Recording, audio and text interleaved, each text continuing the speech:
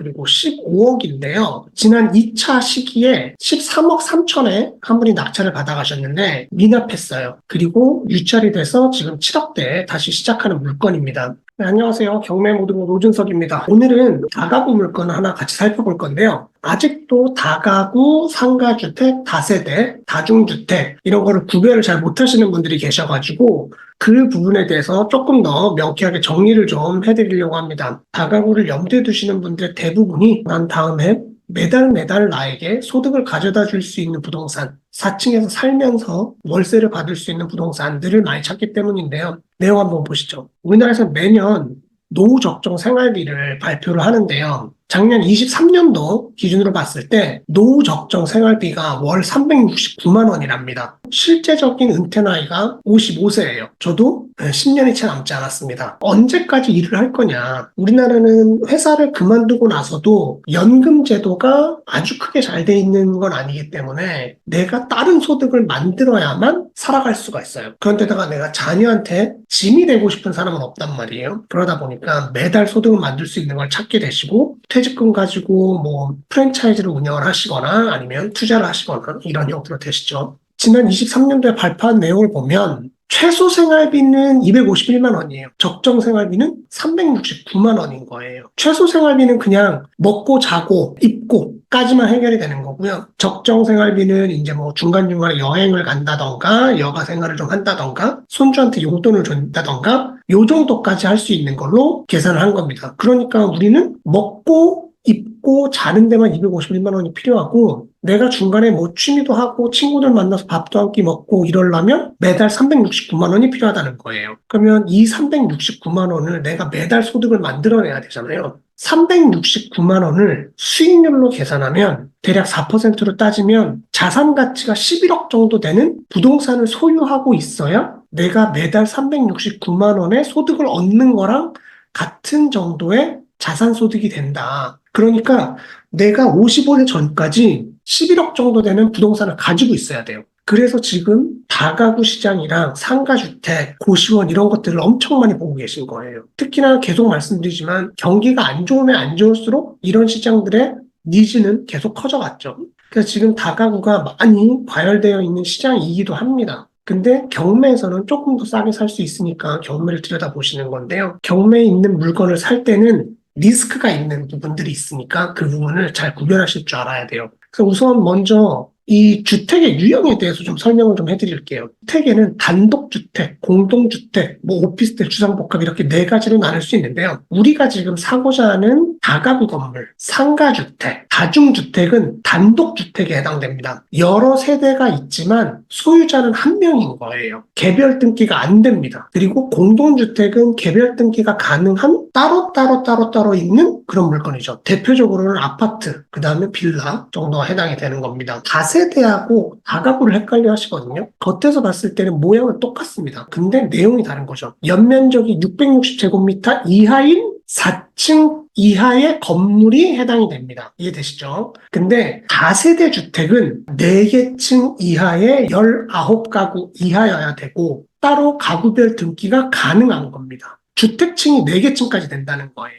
근데 다가구 주택은 660제곱미터 이하는 동일하고요. 주택이 3개 층밖에 안 돼요. 그리고 가구 수는 최대가 19가구입니다. 그리고 가구별 등기가 안 되죠. 그러니까 1층부터 다 주택이었다 그러면 1층, 2층, 3층 주택 다가구 해서 3층짜리 건물이 끝인 거예요. 근데 우리 보면 보통 4층짜리 건물이죠. 대부분 1층에 상가, 2, 3, 4층의 주택 이렇게 되어 있는 다가구들을 우리가 상가가 껴져 있어서 상가주택이라고 얘기를 하는 겁니다. 근데 만약에 필로티로 1층을 띄우는 경우들도 있잖아요. 그러면 1층에 필로티 집어넣고 그리고 2, 3, 4층 주택 이것도 다가구입니다. 필로티는 가구수에 들어가지 않기 때문에 상관이 없어요. 주택층에 들어가지 않기 때문에. 그리고 지하층은 연면적에도 안 들어가고요. 주택 개수층에도 들어가지 않기 때문에 지하층이 파져 있는 거는 우리한테는 보너스입니다. 아주 좋은 거예요. 다세대하고 다가구하고는 구별이 조금 되셨죠? 근데 다가구하고요. 다중주택하고는 또 달라요. 모양은 똑같습니다. 다가구랑 다중주택 둘 다 연면적은 660제곱 이하입니다. 그러니까 다세대, 다가구, 상가주택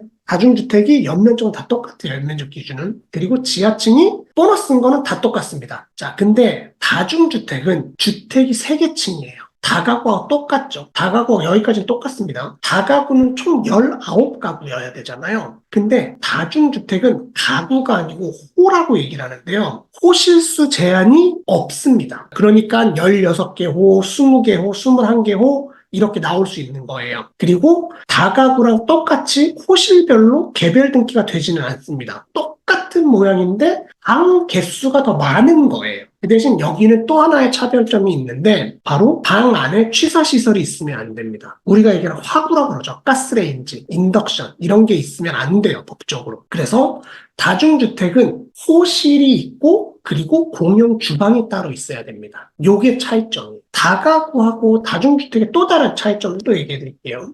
다가구는 이제는 신축을 한다 그러면 가구 수별로 주차장이 한 칸씩 있어야 돼요. 근데 다중주택은 다가구처럼 호실별로 주차장이 한 개씩 있지 않아도 됩니다. 그러니까 같은 면적의 방을 더 많이 만들 수 있기 때문에 다중주택을 선택을 하는 거예요. 그러면 우리가 매달 월세를 받는 입장이라고 했을 때는 아무래도 방 개수가 많은 게 유리하겠죠. 그렇기 때문에 다중주택을 선호를 하는 겁니다. 자, 일단은 다가구보다는 다중주택이 방 개수가 더 많아요. 기본적으로. 그죠? 그래서 더 이득입니다. 지하층이 있다 그러면 더 플러스 요인이 되죠. 앞으로는 지하층이 허가가 안 나기 때문에 향후로 수익률로 계산해서 가치가 올라갈 부동산은 제 기준에는 지하 호실이 있는 신축급 다중주택이 가장 좋을 것 같아요. 임차를 맞추기에도 좋고 그리고 월세 수익도 좋아요. 근데 여기서 투자할 때 좀 조심하셔야 되는 게 다중주택은 대부분이 원룸입니다. 그리고 다가구는 주차장을 한 칸씩 빼줘야 되다 보니까 보통은 7가구 내지는 5가구 이렇게 돼 있어요. 그러다 보니까 3룸 내지는 2룸 이런 식으로 진행이 됩니다. 1인 가구가 많은 데는 2룸, 3룸이 큰 의미가 없어요. 차라리 원룸이 많은 게 수익률이 훨씬 더 좋습니다. 근데 우리 집 옆에 학교가 있어. 초등학교가 있고 중학교가 있어. 그러면 우리는 임차를 맞추는 데 있어서는 2룸, 3룸이 원룸이 있는 것보다 좀 더 유리합니다. 왜? 초등학생이 있는 가정은 원룸에서 살지는 않잖아요. 그런 차이점들을 잘 보면서 내가 물건을 파악하고 판단할 줄 알아야 됩니다. 차이점들은 다 알게 됐고 지금 문제는 위반 내용들이 되게 많아요. 이 위반 내용에 대해서 정말 아무런 생각 없이 괜찮아. 금액만 맞으면 돼. 라고 설명하시는 분들이 있어요. 근데 이게 정말 그렇지 않은 경우들이 많거든요. 내가 그 문제를 해결할 수 있어서 문제가 없는 거랑 그냥 남들이 문제가 없다고 하니까 그냥 덜커덕 사는 거랑은 다릅니다. 그래서 내가 그걸 구별할 줄 알아야 돼요. 우리가 취득할 때 정말 조심해야 될 게 2가지가 있어요. 이건 아마 다른 분들도 간혹 설명을 하셨던 것 같은데 근린주택이 있습니다. 4층짜리 다가구 주택을 봤단 말이죠. 1층 사무소 내지는 근린시설 그리고 2층, 3층, 4층 주택 이렇게 되었으면 다가구가 맞죠. 상가 한 칸, 그리고 3개 층은 주택. 그러니까 다가구가 맞습니다. 근데 상가에 임차인이 안 들어서 이거를 주택으로 쓰는 경우들이 있어요. 이거는 걸리게 되면 그렇게 되면 뭐가 문제가 되냐면 현재 주택으로 쓰는 게 4개 층이 됩니다. 그러면 매도를 할 때 이게 다세대로 분류가 될 수가 있어요. 다가구 한 채를 가지고 있는 게 아니고 여러 채를 가진 사람이 될 수 있다는 겁니다. 그래서 이 부분을 조심을 해야 돼요. 이런 근린주택은 내가 그 부분을 다시 양성화해서 다시 팔기 전에 세팅을 할 수 있느냐 아니면 이 위반 내용을 그대로 가지고 갈 수가 있느냐 이런 부분들에 대해서 정말 많이 고민을 해야 됩니다. 위반 건축물에 걸려도 이행강제금을 맞아요. 이행강제금 내고도 수익이 남으면 근데 그렇게 가져가시는 분들도 많습니다. 하지만 이걸 내가 나중에 매각하고 탈출할 때는 내용이 다를 수 있어요. 나는 여러 채를 가진 다주택자가 될 수도 있단 말입니다. 그래서 이 부분은 좀 조심하셔야 돼요. 그리고 이제 옥탑방 얘기가 나왔으니까 또 옥탑방 얘기도 해드릴게요. 옥탑방을 실질적으로 주거로 사용하고 있는지, 그리고 수도, 가스, 전기가 따로 나와 있는지, 옥탑방에만 따로 나와 있는지, 이런 것들도 체크사항이 되고요. 전체 옥상 면적의 8분의 1 이상이 되면 옥탑방도 주택층에 들어갑니다. 그래서 이것도 다세대를 가지고 있는 것처럼 분류가 될 수 있어요. 그렇기 때문에 옥탑방 면적, 위반에 대한 내용, 그리고 상가주택, 우리가 말하는 근린주택, 상가 자리를 주택으로 쓰고 있는지, 가스레인지를 쓰고 있는지, 계량기가 따로 나와 있는지 이런 것들을 종합적으로 보셔야 됩니다. 그냥 단순히 호실이 몇 개, 월세 얼마, 수익률 얼마 해서 이렇게 입찰할 게 아니에요.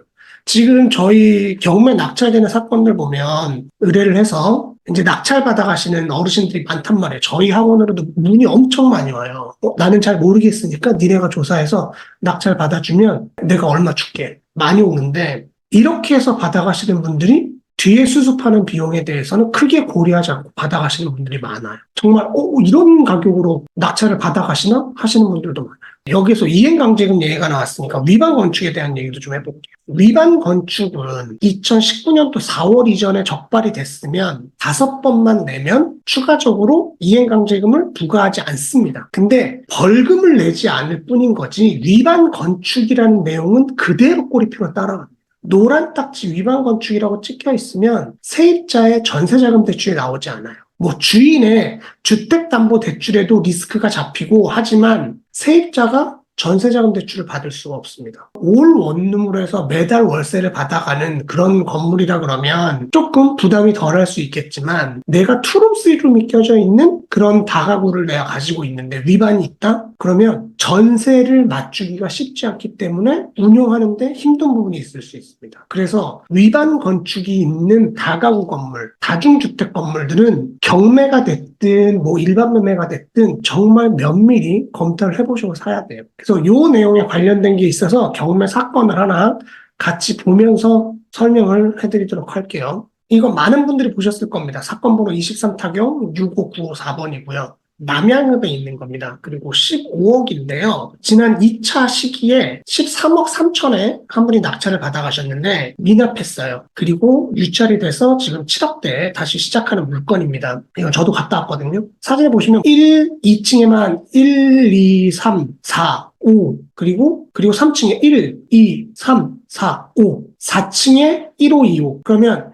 2층에 5개, 그죠? 그리고 3층에 5개, 그리고 4층에 2개 해서 총 12개입니다. 호실이 12개예요. 그러면 다가구로 했으면 주차장이 12개가 있어야 되고요. 그죠? 다중주택으로 했으면 이거랑은 다를 수 있겠죠? 총 15억에 감정이 됐었고 13억에 낙찰을 받아갔습니다. 그리고 미납을 했어요. 이때 당시에 두 분이 입찰을 하셨는데 낙찰 안 되신 분은 돈 번 거예요. 왜? 이 물건은 문제가 있는 거거든요. 그래서 지금 유찰돼서 7억입니다. 건축물 대장을 한번 열어볼게요.